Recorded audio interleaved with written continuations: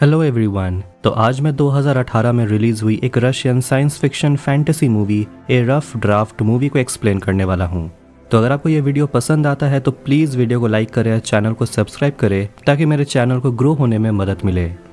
Film की शुरुआत में एक आदमी एक दरवाज़ा खोलता है और वो हमारी पृथ्वी के 10 साल पीछे एक दुनिया को पाता है। उल्टी बिल्डिंग्स, हाई टेक्नोलॉजी वाली कारें, और ये पता चलता है कि जब भगवान ने ब्रह्मांड का निर्माण किया था तो उन्होंने एक्सपेरिमेंट के लिए 22 पैरेलल वर्ल्ड्स बनाए। उनमें से कुछ दुनिया की हालत बहुत ख़राब है जबकि बाकी नॉर्मल हैं। तो वहीं ऐसे भी एडवांस टेक्नोलॉजी वाली दुनिया है और वहाँ के रहने वाले खुश लोग हैं। सभी दुनिया के इंसानों को पैरेलल वर्ल्ड्स के बारे में कोई जानकारी नहीं है सिवाय गेटकीपर्स के। गेटकीपर सुपरनैचुरल इंसान हैं जिन्हें अलग दुनिया में जाने वाले लोगों की जांच करने का काम सौंपा गया है और उनमें से एक है किरिल। लेकिन पहले वो एक साधारण इंसान था, वो हमारे ही धरती से है। कुछ दिनों पहले किरिल काम से घर लौटता है और अपने घर में एक औरत को देखता है। औरत अपना इंट्रोडक्शन देती है कि उसका नाम रीना है। वो कहती है कि ये घर उसका है। इससे किरिल कंफ्यूज हो जाता है, दोनों में बहस हो जाती है। जल्दी पुलिस को बुलाया जाता है लेकिन तभी अचानक घर अंदर से बिल्कुल बदल जाता है और उसके पड़ोसी भी उसे पहचान नहीं पाते। रीना कुछ कागजात लाती है और साबित करती है कि घर उसका है। आखिरकार पुलिस ने किरिल को प्रॉपर्टी छोड़ने के लिए कहा और वो बाहर चला जाता है। किरिल अपने दोस्त के घर जाता है और ये पता चला कि उसने हाल ही में एक गेम डिज़ाइन किया है और इसके लिए किरिल की कंपनी से उसका एक बहुत बड़ा बिजनेस डील हुआ है। किरिल के बॉस उससे बहुत खुश हैं और उन्होंने उसे बताया कि वो उसके काम की सराहना करते हैं। और घर लौटने पर वो अजीब महिला को देखता है। किरिल फिर अपने दोस्त कोटिया के घर चला जाता है। वो इंटरनेट पर अपने घर के कागजात देखते हुए उस लड़के को अपनी परेशानी बताता है। सबूत इकट्ठा करने के बाद वो अगले दिन नेशनल कॉर्पोरेशन में ले जाता है, लेकिन ऑफिस के डाटाबेस में उसका नाम का कोई रिकॉर्ड है ही नहीं। किरिल तब प्रूफ के लिए ऑफिस जाता है लेकिन उसे वहां भी कोई नहीं पहचानता, यहाँ तक कि वो लोग भी नहीं जो कल उसके साथ जश्न मना रहे थे। और तमाशा करने के वजह से उसे बाहर निकाल दिया जाता है। वो अपने दोस्त कोटिया के पास जाता है क्योंकि वो एकमात्र इंसान है जो अभी भी उसे पहचानता है। किरिल के साथ जो हो रहा है उसे कोटिया भी कंफ्यूज है और वो सुझाव देता है कि अपनी पहचान की पुष्टि करने के लिए किरिल को अपने पेरेंट्स से मिलना चाहिए। किरिल अपने पेरेंट्स से मिलने जाता है लेकिन वो भी उसे पहचानने से इनकार कर देते हैं, ये कहते हुए कि उनका कोई संतान नहीं है।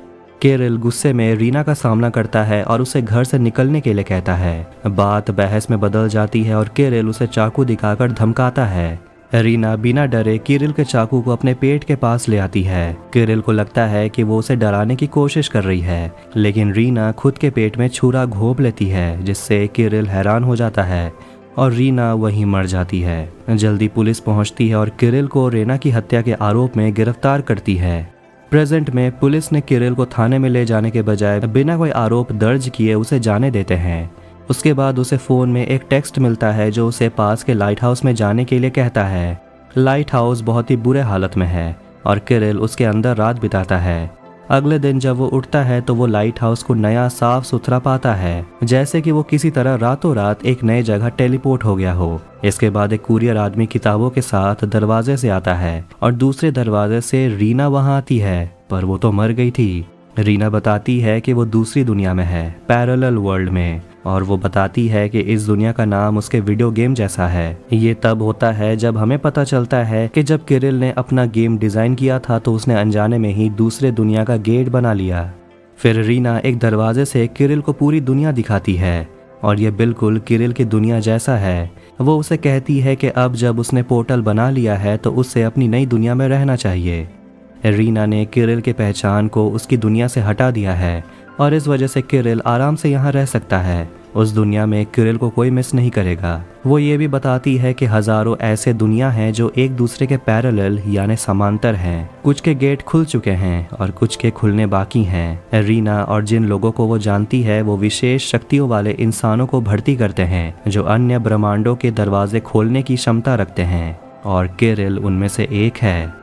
केवल कुछ चुनिंदा लोग पैरेलल यूनिवर्स के अस्तित्व के बारे में जानते हैं। किरिल उससे पूछता है कि वो ये सब कैसे जानती है और उसका असली पहचान है क्या। इस पर रीना जवाब देती है कि वो इंसान नहीं है, वो एक सुपर एंटिटी है और किरिल भी अब उसकी तरह बन गया है। किरिल को एक कस्टम ऑफिसर बनाया गया है और माना जाता है कि वो वीडियो गेम के माध्यम से अलग अलग दुनिया में ट्रैवल करने वाले लोगों की जांच करेगा। रीना उसे उसके शक्तियों और कर्तव्यों को जानने के लिए कुरियर मैन की बुक्स को पढ़ने के लिए कहती है, पर किरिल अपनी दुनिया में वापस लौटना चाहता है। रीना उसे समझाती है कि उस दुनिया में कोई भी किरिल को पहचान नहीं पाएगा। इसके अलावा वो एक अपराधी से ज्यादा कुछ नहीं है, क्योंकि उस दुनिया में उसने रीना को मार डाला था और इसीलिए अगर वो लौटता है तो उसे गिरफ्तार कर लिया जाएगा। रीना के जाने के बाद किरिल कोटिया को अपने टावर में बुलाता है और बताता है कि उसके साथ क्या हुआ।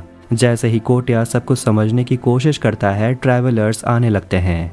किरिल की एक्स गर्लफ्रेंड एना भी नए बॉयफ्रेंड एंटोन के साथ आती है और वो कोटिया को पहचानती है, लेकिन वो अपने एक्स बॉयफ्रेंड किरिल को नहीं पहचानती। फ्लैशबैक में देखते हैं कि कैसे एना किरिल से ब्रेकअप कर लेती है, क्योंकि किरिल अब उसके साथ ज़्यादा वक्त नहीं बिताता। प्रेजेंट में किरिल एना और एंटोन का पीछा करता है, लेकिन एक रोबोट किरिल और कोटिया पर हमला करती है। किरिल अपने पावर यूज़ करके उस रोबोट को आसानी से हरा देता है। उसी बिल्डिंग में किरिल की मुलाकात रोज़ा नाम की एक मरती हुई औरत से होती है। वो पानी पीना चाहती है। किरिल जल्दी से उसके लिए पानी ले आता है।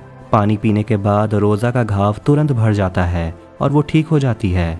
रोज़ा बताती है कि इस दुनिया में पानी किसी भी और सभी बीमारियों का इलाज है। अगर कोई मर रहा है और वो पानी पीता है तो वो तुरंत ठीक हो जाएगा। रोज़ा भी एक कस्टम ऑफिसर है जो इस दुनिया में तब आई थी जब वो 27 साल की थी और तब से उसकी उम्र बढ़ना बंद हो गई है। वो अमर हो गई है। किरिल अपने टावर पर लौट आता है और सो जाता है। जब वो जागता है तो उसे पता चलता है कि रातों रात एक और पोर्टल खुल गया है और वो एक नए और सुंदर यूनिवर्स में पहुंच जाता है। जल्दी रीना और सीक्रेट सोसाइटी के सदस्य इस नई खुली दुनिया का इंस्पेक्शन करने के लिए पहुंचते हैं।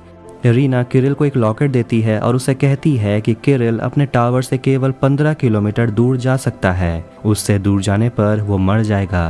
किरिल अपने माता पिता से मिलने का सोचता है, जो टावर से 13 किलोमीटर दूर हैं, और वो ट्रेन से दूर चला जाता है और इससे किरिल का शरीर कमज़ोर हो जाता है और एक आदमी उसे पानी देता है जो उसे पल में ही ठीक कर देता है। अपने माता पिता के घर पहुंचने के बाद किरिल अपने पिता का स्टूडेंट होने का नाटक करता है और उनके साथ डिनर करता है। बाद में जब वो टावर लौटता है तो वहाँ वो एना और एंटोन को देखता है। ये पता चलता है कि एना को नई अनलॉक की गई दुनिया के बारे में पता चला, जिसमें एक सी बीच है। और जैसे ही एना बीच जाती है, किरिल पता लगाता है कि एंटोन एना को डेट नहीं कर रहा और वो असली में सीक्रेट सोसाइटी का आदमी है जो एना पर नजर रखा हुआ है। ये जानकर किरिल खुश होता है। ये पता चलता है कि किरिल नई दुनिया के लिए दरवाज़ा खोलने में कामयाब रहा, क्योंकि वो एना के बारे में सोच रहा था, जिसे बीचेस बहुत पसंद हैं। दोनों कुछ समय एक साथ बिताते हैं और किरिल एना को लेकर रीना के पार्टी में जाता है। इससे रीना को बहुत बुरा लगता है, क्योंकि रीना भी किरिल को पसंद करने लगी है। पार्टी में किरिल फेलिक्स नाम के एक आदमी से मिलता है जो इस दुनिया का एक्स कस्टम ऑफिसर होता है। फेलिक्स ने खुलासा किया कि उसे उसके नौकरी से निकाल दिया गया था, क्योंकि उसने सीक्रेट सोसाइटी के परमिशन के बिना ऐसे कई नई दुनिया के गेट्स खोल दिए थे।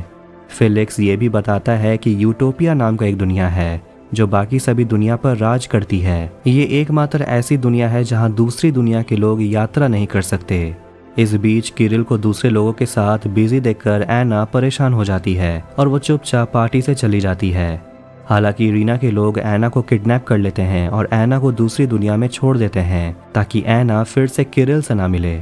दूसरी ओर किरिल टावर पर लौट आता है। वहां कमेटी के एक सदस्य गुप्त रूप से किरिल को यूटोपिया का दरवाजा खोलने का काम सौंपती है, जहां किसी को जाने की परमिशन नहीं है।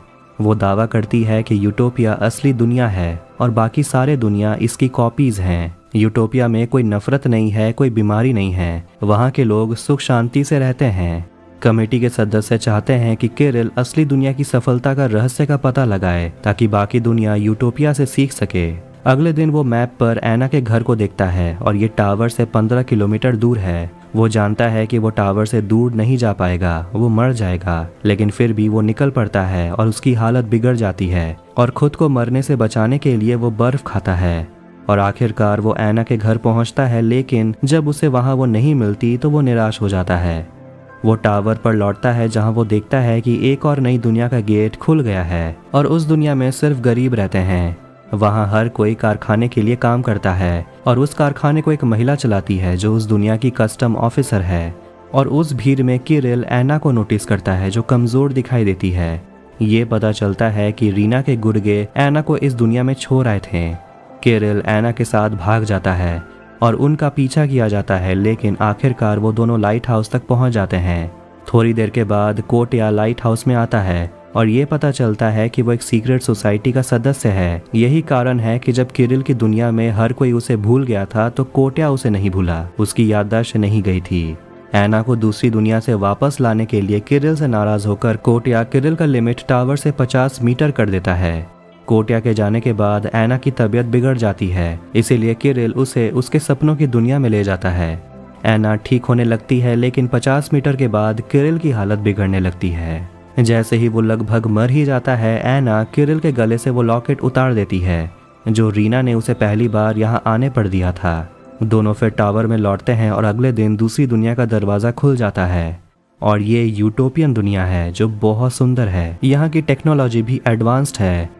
किरिल यूटोपिया के कस्टम ऑफिसर से मिलता है जो उसे बताता है कि ये दुनिया असली है और ये दुनिया दूसरी दुनिया से 10 साल पीछे है। उन दुनियाओं को इसलिए बनाया गया था ताकि इस दुनिया के लोग ये पता कर सके कि भविष्य में क्या हो सकता है और कुछ भी बुरा होने से रोका जा सकता है। यूटोपियन दुनिया दूसरी दुनिया की गलतियों से सीखती है। अगर किसी दूसरी दुनिया में युद्ध छिड़ जाता है तो ये दुनिया उन सभी चीजों से दूर रहती है जो युद्ध का कारण बन सकती है। जब बीमारी फैलती है या सर्वनाश होना हो तो उसे भी रोका जा सकता है।